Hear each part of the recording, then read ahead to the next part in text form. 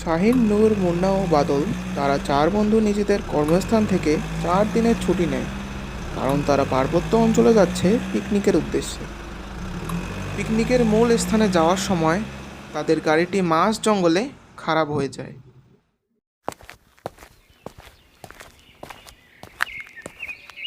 আহ অনেকদিন পর আজকে জঙ্গলের ফুরফুরে হাওয়া খেতে অনেক ভালোই লাগছে। কি বলিস তোরা?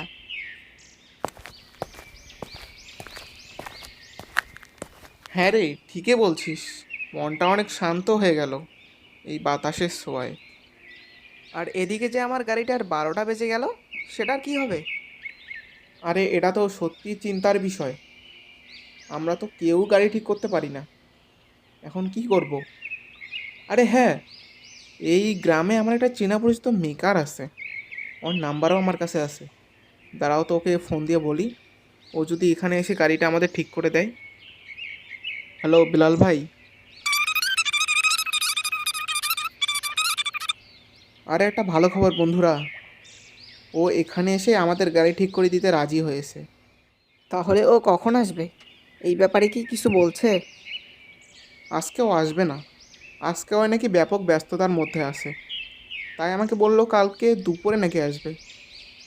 আর হ্যাঁ, আমাদেরকে বললো আমরা যেখানে আছি সেখান থেকে যদি একটু আগাই তাহলে একটা ফাঁকা মাঠ আছে, যেটা আমাদের পিকনিক করার মতো। তাই আজকে রাতে আমাদের ওখানেই পিকনিক করতে বললো। আরে, তাহলে তো হয়েই গেল। চলো, তাহলে সেখানকার উদ্দেশ্যে যাত্রা শুরু করি। আবার সেখানে গিয়ে তাঁবু টাঙতে হবে। অনেক কাজ ভাই, চলো। তারপর তারা সেই চার বন্ধু সেই মাঠের উদ্দেশ্যে যাত্রা শুরু করে। তারা জঙ্গলের মাঝ রাস্তায় হাঁটা শুরু করে।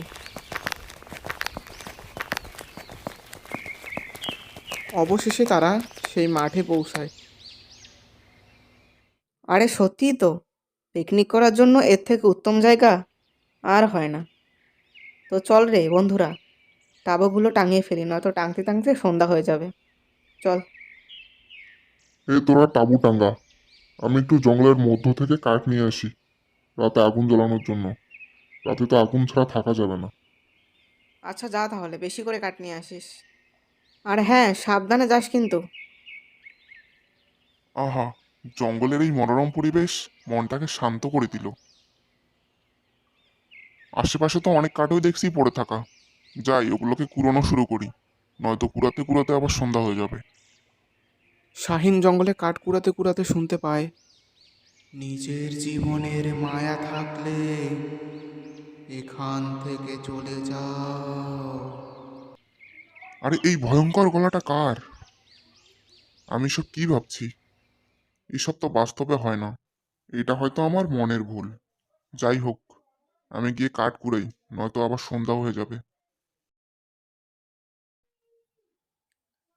শাহিন তাদের নিজের পরিমাণ মতো কাঠ কুড়িয়ে তাদের তাঁবুর দিকে হাঁটা শুরু করে।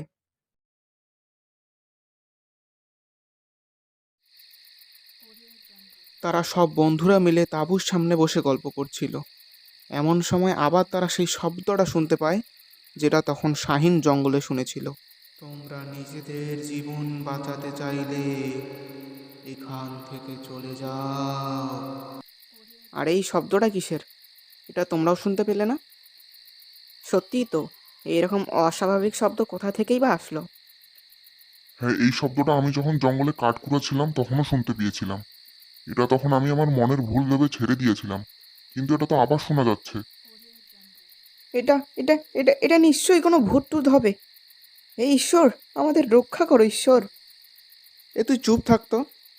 এখনও ছোট বাচ্চাদের মতো ভূতে ভয় পাস? এটা অবশ্যই কি আমাদের ভয় দেখানোর জন্য করছে। যাই হোক, চল তো দেখি এই শব্দটা কোথা থেকে আসছে, সেটাই দেখবো এখন। চল। না রে, আমি কি বলি শোন, এত রাতে কোথাও যাওয়ার দরকার নেই, বিপদের কথা তো বলা যায় না।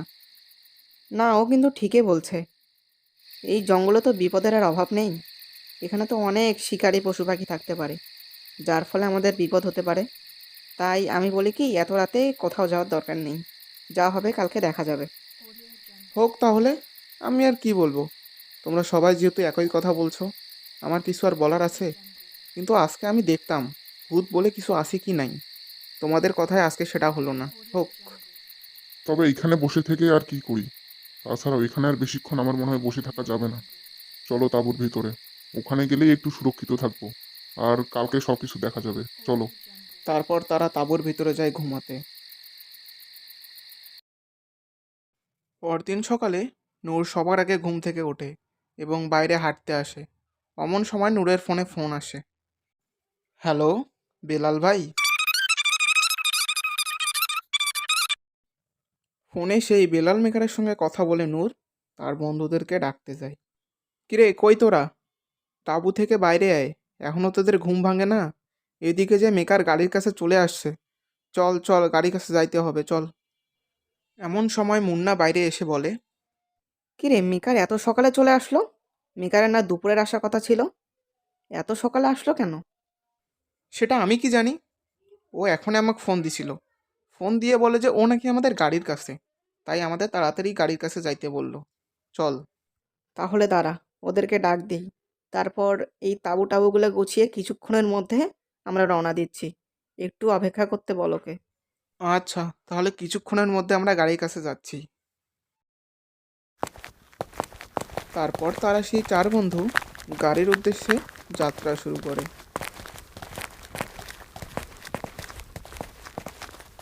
আবার তারা সেই জঙ্গলের মাঝপথ দিয়ে গাড়ির কাছে ফিরতে শুরু করে। অবশেষে তারা গাড়ি যে স্থানে ছিল সেই স্থানে পৌঁছায়। বিলাল ভাই, গাড়ির কি অবস্থা? কি দেখলেন? ঠিকঠাক হইল তো? দাদা, গাড়ি তো আপনাদের ঠিক হয়েছে। আপনারা যত তাড়াতাড়ি সম্ভব এখান থেকে চলে যান। আমিও ভাই তাড়াতাড়ি এখান থেকে কেটে পড়ি, কারণ এই জঙ্গল সুবিধার নয়। শোনা যায় রাজাদের আমলে রাজা বীর প্রতাপ এক ডাকাতকে এখানে পুড়িয়ে মেরেছিল। সেই ডাকাতের আত্মা এখনও এই জঙ্গলে ঘোরাফেরা করে। তাই এখান থেকে যত তাড়াতাড়ি সম্ভব চলে যাওয়াই ভালো। আর হ্যাঁ, আপনারা যে মাঠে ছিলেন ওই মাঠে রাজা বীর প্রতাপের কবর ছিল, যার কারণে সেই ডাকাতের আত্মা আপনাদেরকে কিছু করতে পারেনি। তাই আপনারা এখনও বেঁচে আছেন। তাই চলুন এখান থেকে যত দ্রুত সম্ভব কেটে পড়ি। তারপর শাহিন, নূর, মুন্না ও বাদল ও বিলাল মেকার সেই জঙ্গল থেকে যত দ্রুত সম্ভব চলে আসে। তো বন্ধুরা, আজকে এই পর্যন্তই। তোমরা সবাই ভালো থাকো, সুস্থ থাকো, আর দেখা হচ্ছে পরবর্তী কোনো মজাদার, রোমাঞ্চকর ও ভয়ঙ্কর ভিডিওতে। ধন্যবাদ।